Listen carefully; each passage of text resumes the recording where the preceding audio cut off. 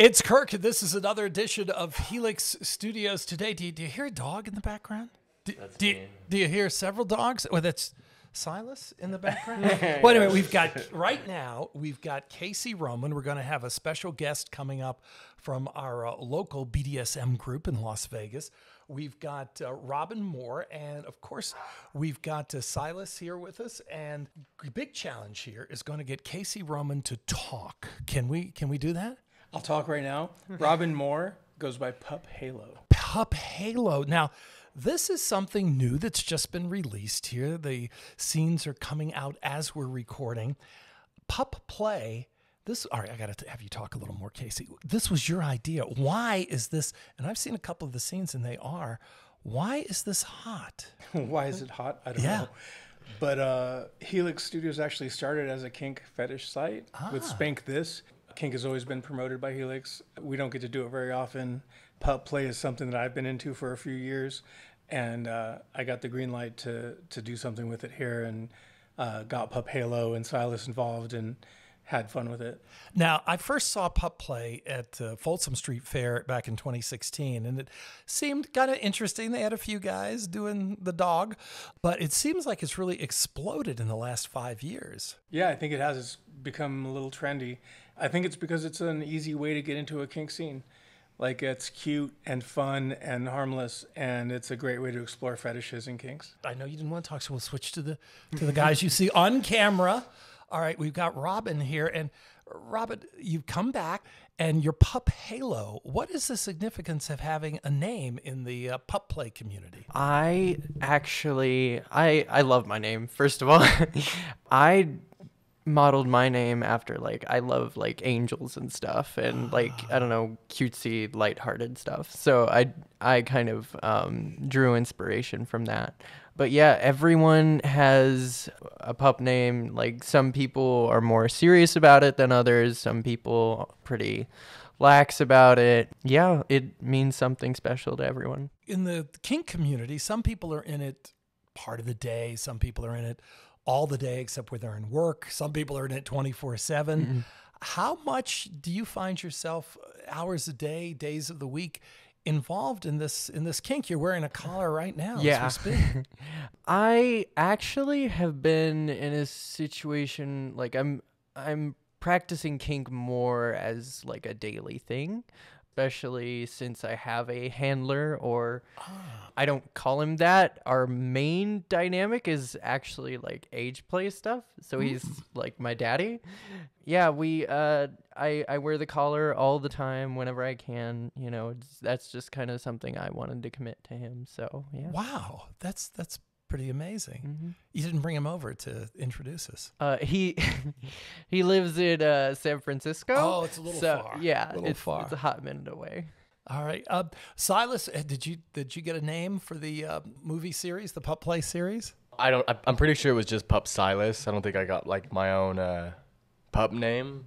What did you think of it as a newbie to the pup play scene and taking part of it? I mean, you were the beta. There's the alpha, who's basically would be equivalent to the top beta, who was verse. And since we did that podcast with you, I did see you bottoming. That was your first on-camera bottoming? Yeah, I think it was the was it the Florida movie? No, it was the scene. So it must have been the second one, because it was the scene with Josh Brady. Oh yeah, that you did with Robin. Oh yeah.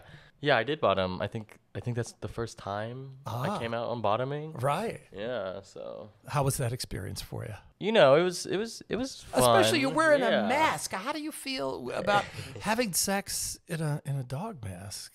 I think it's hot. You know, I'm high key into that, like, type of stuff, like the costume play and things like that. So I thought it was hot. Have you ever been to Mr. S Leather, who provided those? Have you ever been to that store? Oh, I didn't know they had an actual store. I just thought it was all online delivery. Let's guess, Robin. If your daddy's here in San Francisco, you must have been to Mr. S. Yeah, I actually, when I was there, I got a butt plug tail.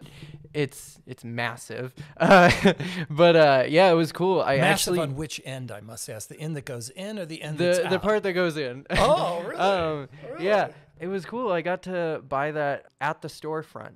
Now, it may be different with COVID, but when I was there a few years ago, I will say Mr. S was one of the most interesting stores I've ever been in. But at that time, maybe just because it was Folsom Street was happening, the fair, but they had sales attendants, sales clerks that were absolutely nude. I'm like, oh, that's the craziest store I've ever been in. When you're wearing this tail with the huge in and huge out, how long at a time do you wear this tail? This one is like, I really haven't been doing much idle stuff on my own. So I just, I haven't worn it that much, but I mean, I've had other tails that I can just have in for quite a while. And Silas, you could answer this too. What is the dynamic that you feel here when you're doing a pup play scene? Well, as a newbie with pup play, I mostly like it for the gear. The gear, I find it hot. I'm not too much into like the barking and the acting too much like a dog part of it. Mostly just the gear. I think that's hot. So. But how is it to do oral through the mask? It's not that difficult, honestly. It's really not that difficult. It's pretty standard, kind of. I love how the muzzles are designed. Like what is that? They're really easy to do like oral stuff in.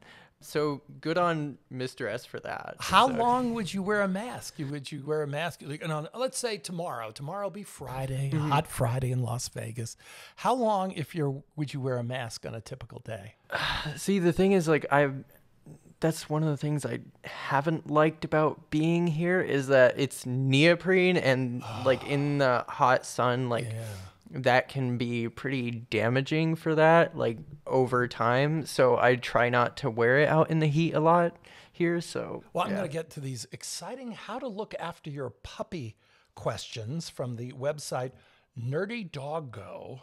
Looks pretty interesting. But first, a question for Casey. I know he didn't want to talk more, but with the success of this and our friends at Cocky Punk, I believe, is that the name of the store? Yeah, it is. Cocky Punk, that is in the commercial center here in Las Vegas.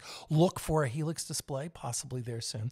Do you feel there'll be more kink-oriented pup play or other type of kink-oriented scenes coming as the executive producer, or one of the producers, Keith, the executive producer, and you're one of the producers? Do you feel that there'll be more of these type of scenes on the way? Yeah, definitely. We're going to listen to the audience and see what they want, but we're open to doing whatever. Kink is totally on the table, and the fetishes. Everybody here is into something, and if we can explore that, then we can bring that to our audience. Let me ask you this for a question. Would it be out of the question for Helix to do something that some people would say almost a little extreme, something like sounding, or was that far down the road, or is that something that would be an active consideration? Everything's on the table. We don't have any boundaries. We like to think outside of the box. We do probably have some hard limits there, but that's what I was wondering. Was that past the limits, you think? No, sounding's in there. We shot a really amazing fisting scene. I know that was with I think Andy Taylor. Max and Andy Taylor. Yeah, that was really fun. I would try the sounding. Would you? I would totally try that. Would you really? Okay. Mm-hmm. So, wow. Whatever. We'd like to bring everything to the audience, and we'd like to present it in a relatable way.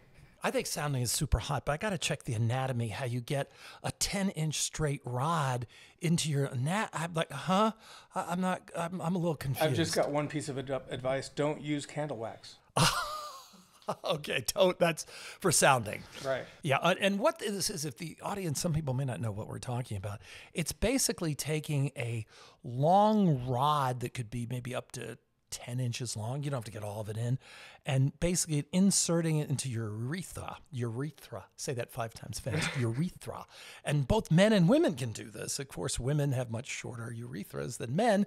And it's just kind of an interesting kink. It just shows the broad dynamic of kink that there is out there. We have Robin committed to try this. So this could be something we'll see in the future. Let's do it right now. This is only audio. No, this is only. I would watch you do that, Robin. Just how do you feel about this, Silas? Has this gotten a little too extreme for you? I'm cringing up right now. I can't imagine doing something like that. But each to their own. You could do it for Robin. You could do it for Robin. Just thinking about it is making me cringe. I would never want to. I think it scarred me because I saw a video of it when I was a kid, and I don't know. I just thought it was like, oh, like how's that possible? That's what I was wondering about the anatomy. Yeah, of and it. I just no, definitely not my cup of tea. Okay, all right. So that's what I'm interested in. We got to find something that appeals to the broadest audience. I think pup play is a great place to do that. Let's take a look at some of these lists of things here for you guys. I won't do them all here because this is a pretty comprehensive list. But Silas, you interject, and Robin, since you're the expert here, is this the way that would you say this is a good list for things? This is inspired by someone on FetLife, but tailored towards the puppy, not the kittens, since we need love and Now, it's an interesting thing. And Casey, you might want to answer too. And you guys, are there any women that are involved in pup play or animal type play? Well, I would love to answer that. Sure. Actually, like, yeah, it's interesting because I've talked to a decent amount of pups. I've actually talked to a female kitten. Kittens, so women are kittens more than... Yeah, like, it's... What I don't like is, like, especially, like, with kitten play and pup play, like, there's a lot of division, and there really shouldn't be, like... This would be a great way for bisexual people to meet in kind of a non-threatening environment. You get the pups and the cats and the dogs to play well together. Yeah, I think pet play is, like, super awesome, but I do think that we need to normalize, like, having, like, female or, like, feminine pups and, like, masculine kittens. And we've got the dogs going crazy right now. Yeah. This is fabulous. So you're thinking there should be male kittens and cats to go along with pups? Yeah, there's really not that many, and I think that the community is, like, getting a little more open, but I do see, like, I feel like a lot of female pups, like, are a little timid about it, because it is very... So there are female pups out Yeah, there. yeah. Like, I feel like sometimes there's a bit of a intimidation, or, like, it's a very male focused space. So you would say there maybe are some heterosexual relationships that are... Yeah, especially with, like, the kitten side of, like, the kitten play. Like, that's a pretty straight thing, but yeah. Kitten play. All right, let's run through some of these questions here. We read them and you respond. Petting, remember petting, take your time, turn it into a massage. Always give your pup pets. Well, I guess everyone's different, but I love pets, scritches, all that, all the time. Call them pet names because they like to be reminded they are yours. Oh, yes. You like Isn't that? that everybody, though? Oh. So, Silas, do you think you're going to come up with a name, or are you just going to stay as Pup Silas? I know I already have a bunch of names, so like I'm gonna just keep it as Silas. All right, cool. All right, how about treat your puppy to their favorite drink, chocolate milk, warm tea, flavored water, and put it in their favorite bowl. Silas, did you have to drink out of a bowl during these scenes? No. No. How about you? But I would was- you? Like licking out of a bowl. Yeah.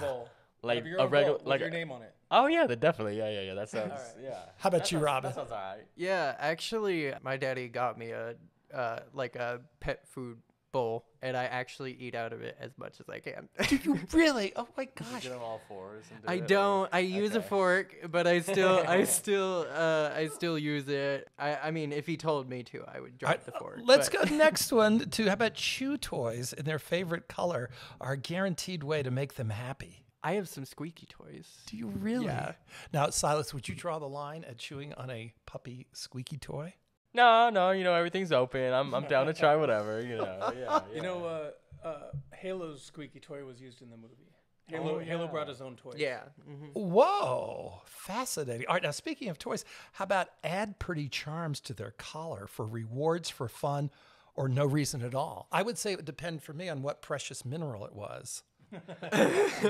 I don't think I get like extra charms or anything, but the collar is definitely of huge significance. That's a big thing, between me and my handler. So Now, do you guys play fetch? Play fetch. Throw their favorite toys for added fun.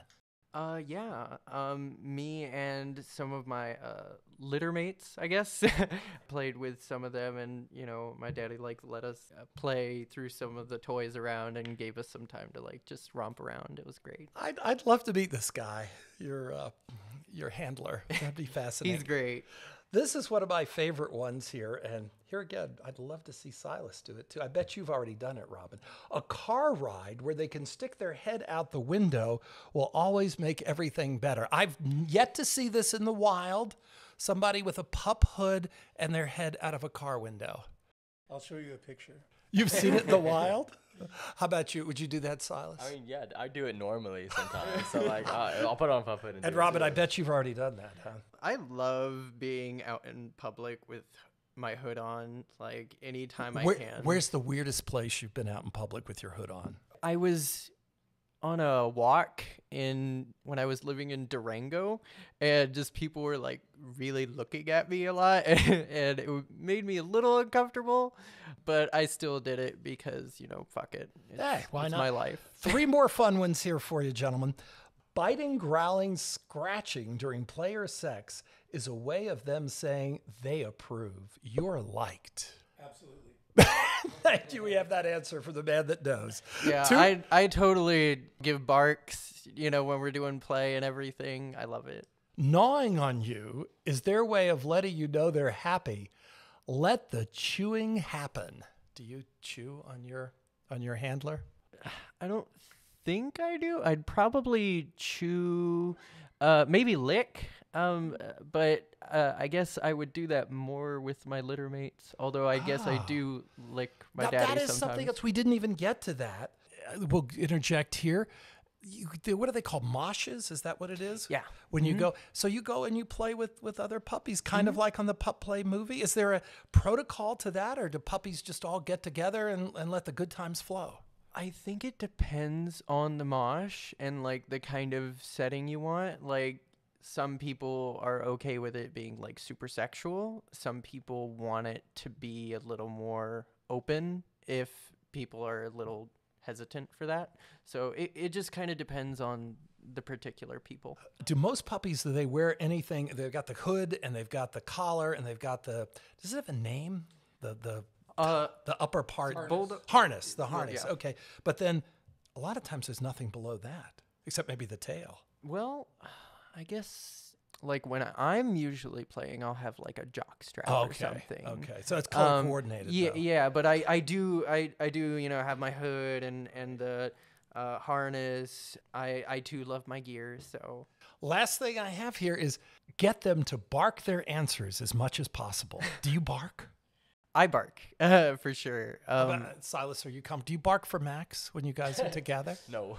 You do not? I don't bark. Does Max bark for you? No. When we do puppy stuff, we don't really like act like dogs too much. We don't like do any of the barking and stuff like that. It's mostly just like the gear's hot. I'm pretty sure, if I remember correctly.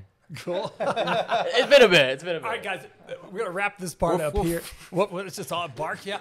Bye. Ruff, ruff.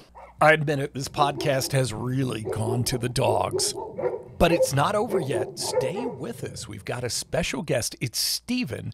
He is one of the founding members of Building Blocks. That is the local BDSM group here in Las Vegas. Do you control it? Are you the leader of the Building Blocks group here in Las Vegas, or how would you describe your role? Yeah, I am one of the founding members. I say Building Blocks was born of my brain vagina.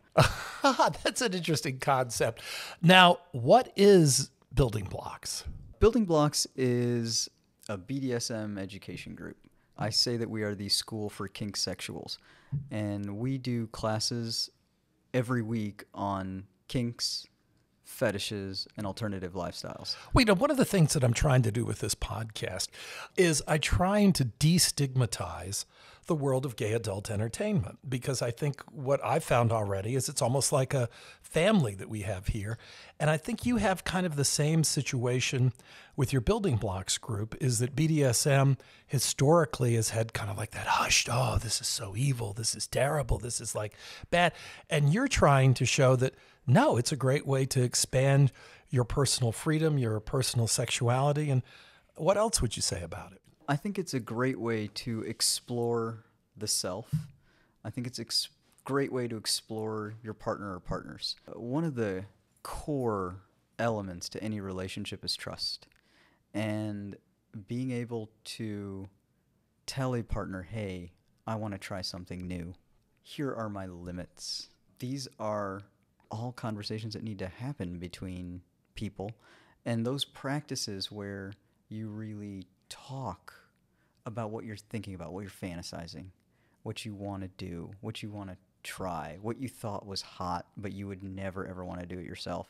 Those conversations allow you to start talking specifically.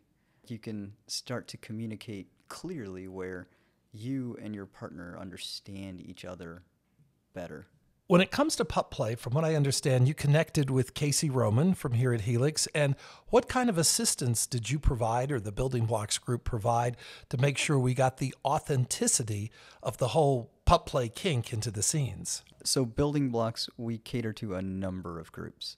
It's not just pups. It's also littles and age players. It's also the polyamory community. It's also the vampires and the kinksters and the whatever.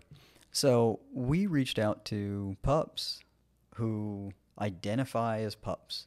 A lot of them would say, hey, I'm a puppy that's unfortunately wrapped in a human suit, right?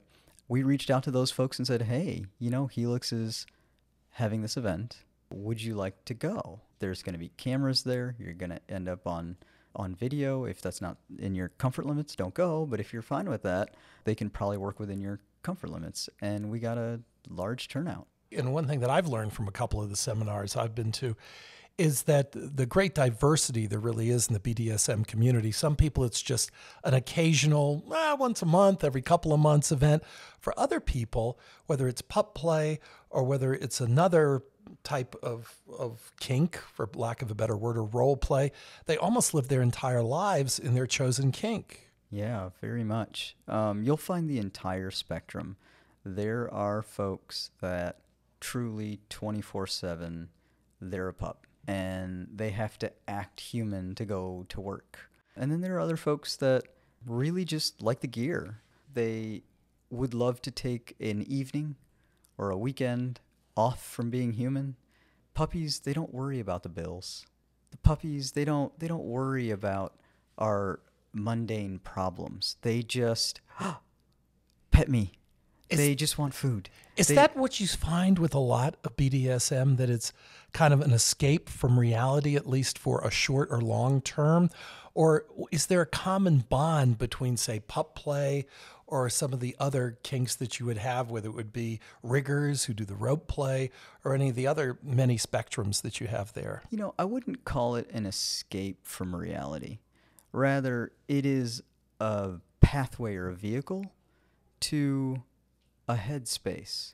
So in the vanilla world, people meditate, people do yoga, people exercise, and they get in the zone. In BDSM, our activities will help people get into the zone. That doesn't mean you're really escaping reality. That just means you're carving out a safe space for a little while. Does that distinction make sense? Sure, that you're just taking a break maybe from a reality is a better way to say it, or a different aspect of reality, creating your own comfort level of reality.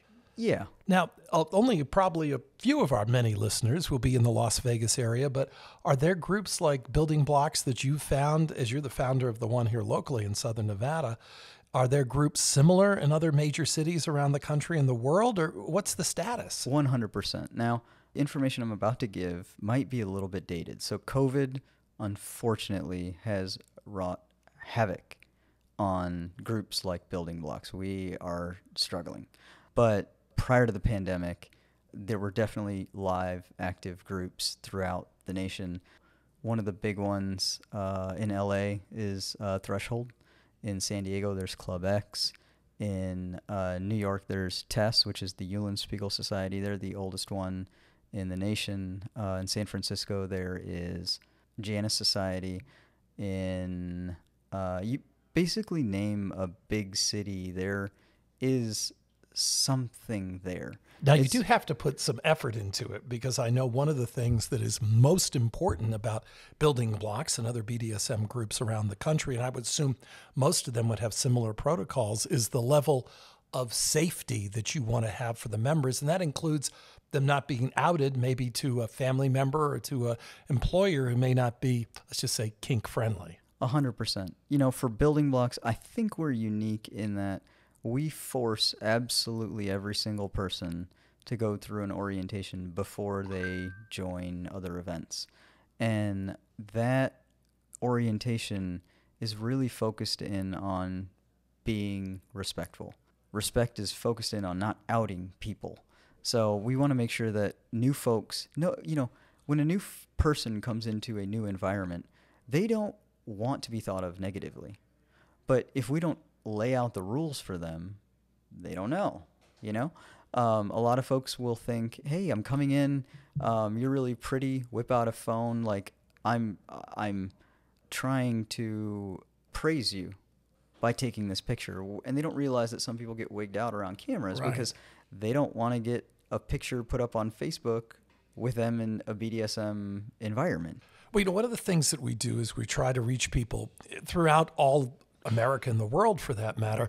Some of them living in rural areas that may not be, for lack of a better word, progressive as far as their thinking with regard to kink.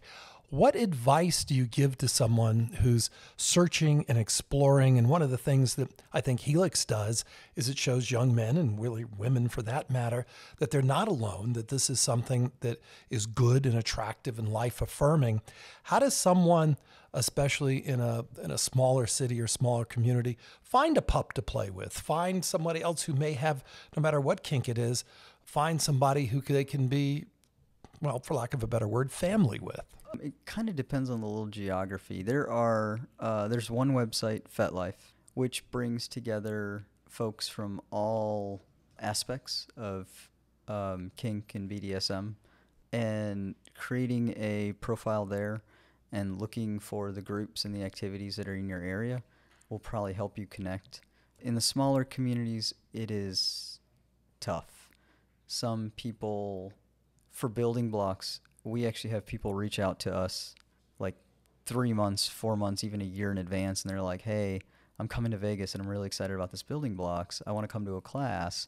What's happening in February of 2024? And I'm like, you do a pretty good job with months out.